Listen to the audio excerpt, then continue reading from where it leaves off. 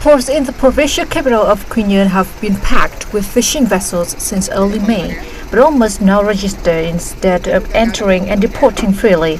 Besides patrols, the proper handling of violations is an effective measure in improving awareness among those operating local fishing ships, especially smaller ones.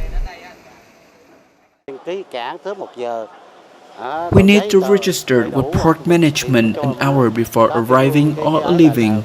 I didn't know about this before, but now do whatever is required.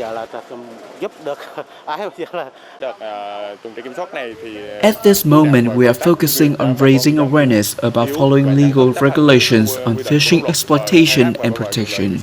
When in port, vessels need to follow port regulations.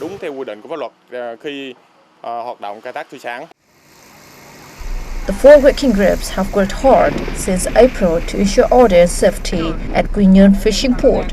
23 violations have been handled, with fines issued totaling nearly $3,500.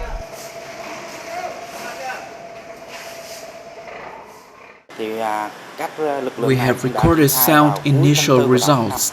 Fishing vessels that do not possess the necessary paperwork or are in poor condition will not be allowed to anchor at local fishing ports. Binh Dinh province is fully on track, together with other localities around the country, to gradually crack down on IUU fishing.